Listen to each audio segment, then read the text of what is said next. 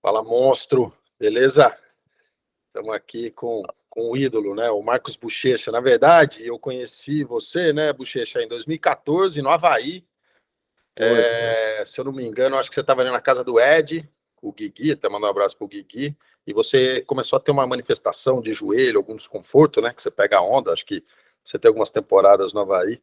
E desde então, para mim, foi um privilégio te conhecer primeiro do lado pessoal e depois do lado da lenda, num contexto atlético, né? Então, pô, eu acho que eu, como brasileiro, tenho orgulho em demasia, né, de tê-lo aí, você como, como membro da nossa nação, te parabenizar pelo que você é, pelo que você faz e com certeza pelo muito aí que você tem a acrescentar, né?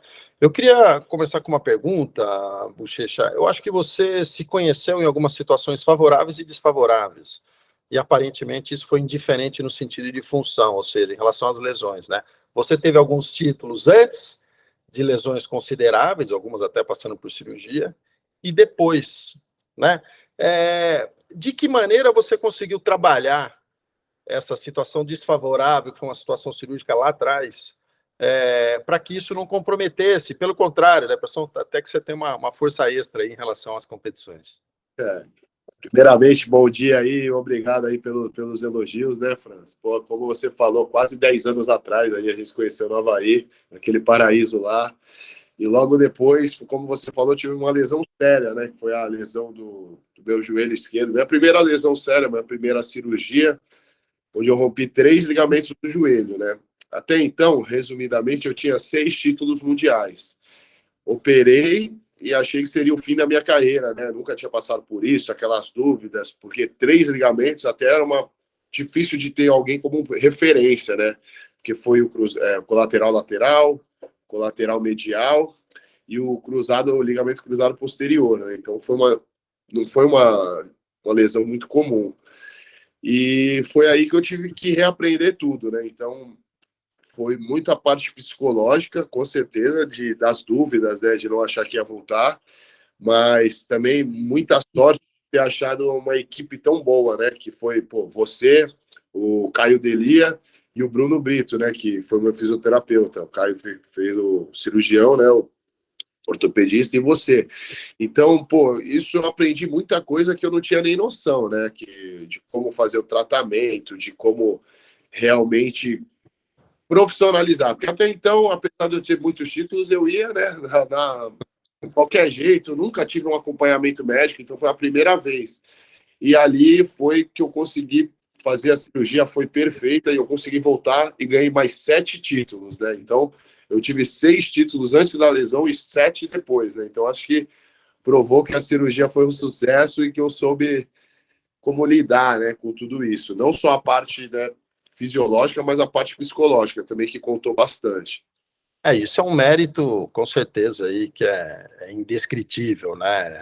A sua evolução. Eu costumo falar que as vitórias não são por acidente, né? E quem tem o privilégio de ver você no contexto atlético sabe do que eu estou falando, que é sempre um contexto, né, até certo ponto, ao mesmo tempo divertido, ao mesmo tempo emocionante, né? Eu acho que você tem história aí com outros parceiros também, que são extremamente favoráveis, né? E que realmente corroboram com esse cenário, né? Ninguém ganha na véspera da luta, pelo contrário, né?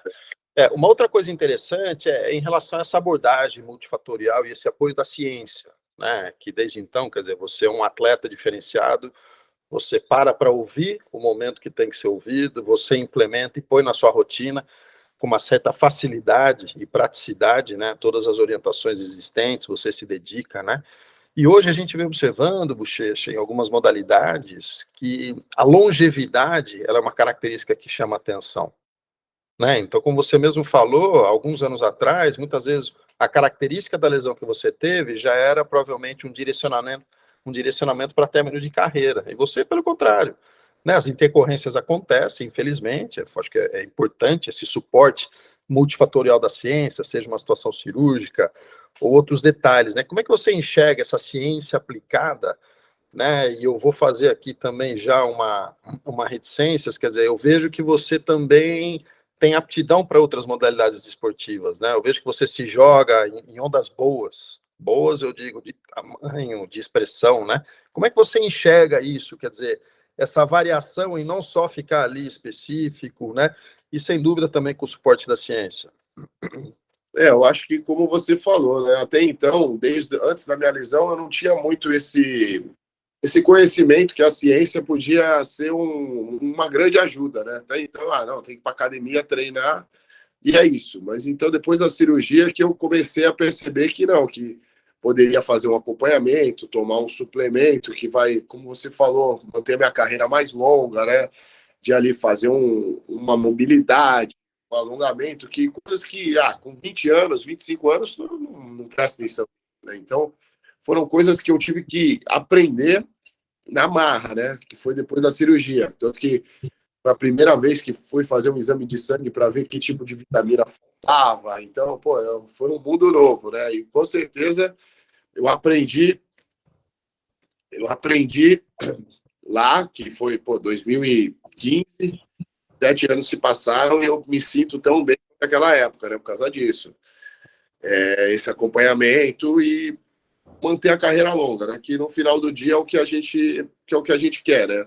Então eu sou atleta, então não me vejo fazendo outra coisa, né? Então quanto mais tempo eu conseguir manter no esporte, para mim é o que é o meu objetivo. E a relação de outros esportes, como você citou o surf, é algo que eu acho que não me ajuda tanto assim em questão de exercícios mais de muscular, mas eu acho que mais um fator psicológico mesmo, né? Porque, eu treino a semana inteira, chega no final de semana, eu não quero me trancar numa academia e fazer tudo que eu já fiz a semana inteira, né? Então, quando eu vou para a praia, faço alguma coisa diferente, claro que é um estímulo diferente também, né?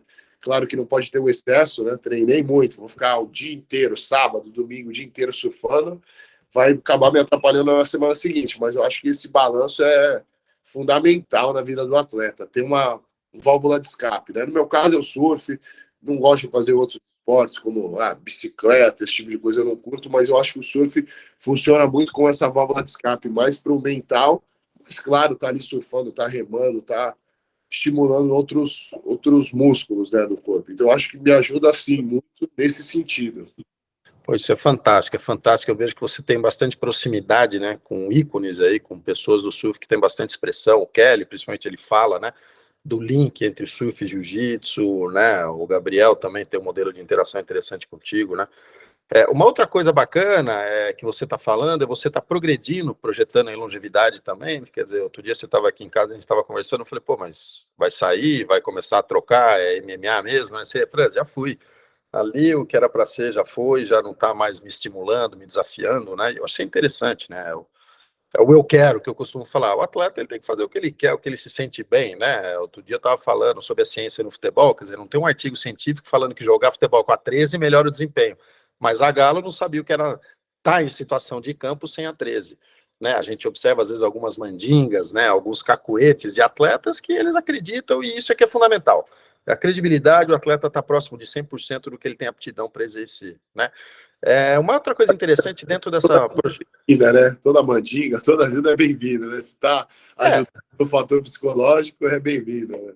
Seja uma cueca mágica, seja, entendeu? Enfim, pisar com o pé direito, com o pé esquerdo, né? Eu acho que é isso. O fundamental é o atleta estar se sentindo bem e confiante, né? Eu acho que dentro da sua evolução no MMA, e eu tenho um pouquinho de expertise com alguns atletas no MMA, um dos principais desafios existentes é o controle de peso. Muitas vezes no camp, os atletas eles se preparam por 2 meses, né? Geralmente, né? 2, 3 meses, eles se preparam no sentido de otimização de composição corporal, melhora da estrutura muscular, função muscular, só que agudamente eles se debilitam projetando aí atingir um peso, né? E muitas vezes eles não conseguem se reabilitar entre o período da pesagem e até o período da luta, né? E isso eu observo com você que você não tem esse desafio, né? Como é que você acha, de repente, que você, como uma pessoa de expressão, poderia contribuir para esses atletas do MMA? Então, a gente encontra atletas que pesam 100, 105 quilos querendo lutar na categoria TT4. Quer dizer, existem os riscos evidentes, o risco em relação à saúde mesmo desse atleta, né? E, às vezes, quer dizer, ele está lá debilitado, sobe lá na pesagem, atinge o peso, e aí aquela correria para tentar reestruturar. Quer dizer, como é que você enxerga esse cenário no sentido de riscos evidentes e o seu exemplo, né? Eu acho que você não tem esse tipo de dificuldade, né, Bochecha? Você não tem essa ousadia, ou de repente ter que mudar de categoria para ver se vai ter algum benefício extra, né? É, com certeza, até é legal você falar disso, né? Porque, como você falou, né? Eu conquistei tudo no jiu-jitsu, me tornei o maior recordista e já não tinha mais nada para mim que motivasse. Então eu fui decidir ganhar. E interessante você levantar esse assunto, porque eu luto no One Championship, né? A organização asiática, e essa organização é a única que tem essa preocupação com o atleta, que é exatamente tudo que você falou, porque é a única que testa. Você não pode subir na balança se você não passar no teste de hidratação antes, né? Então, eu acho que isso aí é muito interessante, porque já houveram mortes, né, em esportes, wrestling, próprio MMA mesmo, pô, da galera treinar com peso o campo inteiro, depois perder 10 quilos e lutar com 10 quilos a menos. Então, você não está acostumado com aquilo. Você não, o treinamento foi outro corpo, né? Então, como é que o cara espera perder 10, 15 quilos e manter a performance? Pô, vai perder tudo, né? Músculo, tudo, enfim. A, a performance vai diminuir muito. Então, eu vejo isso, essa preocupação da organização, né? Então, se você perder o peso e não passar no teste de hidratação que vem antes, né? Você tem que fazer o teste da urina tem que esqueci o número que tem que dar, mas Densidade urinária, né? 1010 a 1030, né? Se estiver muito concentrado. Exatamente. Então, isso aí é algo que você vai lutar com o peso que você anda, com o peso que você treinou. Então, foi tudo que você falou, né? Então, é uma preocupação muito grande e, claro, é para preservar o atleta, né? Então, acho que isso é algo que eles fazem diferente de qualquer outra organização. Acho que estão de parabéns. E, como você falou, né? Eu sou peso pesado, acho que eu não me preocupo com isso. Eu só me preocupo que eu não posso passar dos 120 quilos. Né? Até isso tá tranquilo. Então, eu sempre luto ali com 116. E mesmo assim, eu tenho que me preocupar com o teste de hidratação. Porque se, pô, não tomar água no dia, chegar lá, já aconteceu de eu acordar, não, né, a primeira urina do dia ali sai aquela mais amarelada. Então, esse acaba atrapalhando. Uma vez acabou que eu reprovei nesse teste, tive que ir lá me hidratar e fazer de novo. Né? Então a galera que perde muito peso não consegue passar nesse teste. Então acho que isso é uma preocupação que eles têm muito grande, né? Então é algo que só eles se preocupam nesse sentido todo que você falou. Isso é fantástico saber, fico feliz de saber que você está envolvido, né, em todo esse contexto, né, porque isso estaria na contramão da saúde, né, eu acho que ninguém mais do que os próprios organizadores do espetáculo, e antes de mais nada, ter interesse na integridade, né, da estrela principal, que é o atleta, né, isso eu acho que é bacana. O que eu venho observando, muitas vezes, quando a gente vai em alguns congressos no exterior, quer dizer, a gente tem que, geralmente, dar palestra em inglês. Quando os americanos, por exemplo, vêm para cá, é o oposto. Eles falam na língua nativa deles e a gente é que tem que se adaptar para a tradução. E eu falo, até certo ponto, tangenciando a ironia, né? Já falei isso para o Medina, já falei para o Ítalo, para o Felipe, já falei para vários atletas que eu tenho interação em nível olímpico e nível de mundial também, né? Que geralmente, uma coisa interessante seria na entrevista, né, geralmente após uma vitória, a gente tem a liberdade de falar a nossa língua, né? Eu acho que o surf, por exemplo, fala português. O surf a nível mundial fala português. O futebol fala português, né? E nada diferente do que as lutas, seja o jiu-jitsu ou o MMA, né? E eu observei na última luta muita emoção sua após a luta, e a gente sabe o background envolvido, né? Existe essa variável extra, que ela não é treinável, não é uma variável da aptidão física, que é o que nutre o nosso psique. Quer dizer, eu imagino que você, sendo o que é fisiologicamente falando, tendo uma variável extra, como a perda de um grande parceiro, enfim, vamos tentar limitar as palavras na descrição, né? Mas isso chama atenção. Quer dizer, de que maneira você enxerga essas situações extra, a especificidade de treinamento, isso como um drive estimulante diferenciado, né? Eu chego a ter medo de ver o que você pode fazer na próxima luta, né, exatamente pensando nesse cenário, né? A gente vê no dia a dia algumas histórias, às vezes tem terremoto e a criança está presa numa laje e uma avó vai lá e levanta a laje, quer dizer, existe uma situação de, né, de picos de adrenalina e outras substâncias que é difícil a gente quantificar e até descrever, só que isso culmina com um ápice de performance ou de repente de função de alguma variável física, né, diferenciada. Como é que você enxerga isso, Bochecha?